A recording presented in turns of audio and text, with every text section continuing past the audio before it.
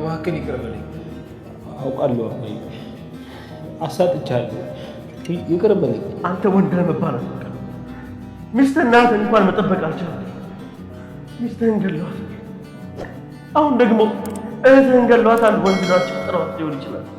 አይ አባዬ፣ እባክህ እንደዚህ አትበል። እንደዚህ አትበል። በጭራሽ ማለት አትሞትም።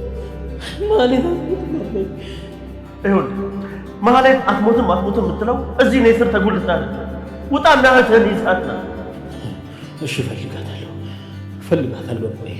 ሰላማዊና ደስ የሚል ጊዜ ነበር ያሳለፍነው። በጣም ደስ ብሎኛል። እኔም በጣም ደስ ብሎኛል።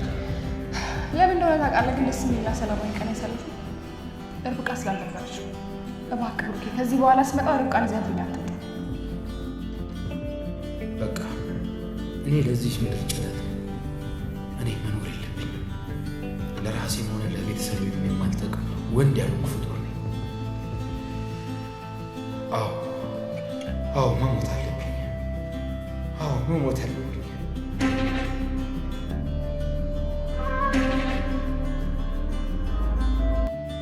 በባለፈው ክፍል ሚኪ ለአባቱ እህቱ እንደታገዘች እንደነገረው ነግራችሁ ነበር። እዚህኛው ክፍል ግን የሚኪ የፍጻሜ ቀን ነው የሚሆነው። አብራችሁ እስከ መጨረሻው ከቆያችሁ የምትሰሙት ነው የሚሆነው። ወደ ቀደመው ነገራችን ስንመለስ አቶ ፈቃዱ ግን ልጃቸው እንደታገተ ሲሰሙ ልብ ድካም፣ የደም ግፊት፣ ስኳር ያልተነሳባቸው በሽታ አልነበረም። ወዲያው ነበር ጸጥም ያሉት።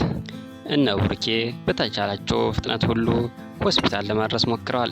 የመትረፍ እድል ሊኖራቸውም ላይኖራቸውም ይችላል። ሀፍ ነውም ብላለች ዶክተሯ። በነገራችን ላይ ሚኪ የራሱ ስህተት በሙሉ ተከስታይ ላይ ነው የሚያላክከው። አሁንም ቢሆን ይሄ ሁሉ ስህተት ያንተ ነውም እያለው ይገኛል። እንዴት ብሎ ሲጠይቀውም የማህሌትን አጋች ያኔ እድሉን ተጠቅመ ደፍተው ቢሆን ኑሮ ይሄ ሁሉ አይፈጠርም ነበር ይለዋል። ግን በሰዓቱ ራሱ ነበር እንዳትተኩስ ብሎ የከለከለው። ከራሱ አእምሮ ወቀሳ ለመዳን ሲል ሁሌም ቢሆን ተከስተን ጥፋተኛ የሚያደርገው። የሚኪ አባት አቶ ፈቃዱ ያን ያክል ለተከፋ ጉዳት አልተዳረጉም። በተደረገላቸው የሕክምና ክትትል ወደ ነበረ ሁኔታቸው ተመልሰዋል። ግን አባቱ ሲነቃ የበለጠ እንደተጨነቀ ተናግሯል። ልጅስ ብሎ ቢጠይቀኝ ምን መልስለታለሁ ብሎ የባሰ ጭንቀት ውስጥ ገብቷል። በሌላኛው ጉዳያችን ስናልፍ ወይዘሮ ሂሩት የሚኪ እህት ማህሌት መታገቷ አሳስቧታል። ከዚህ ቤት ያልታወቀ ጣት እንደተነሳባቸውም ትናገራለች።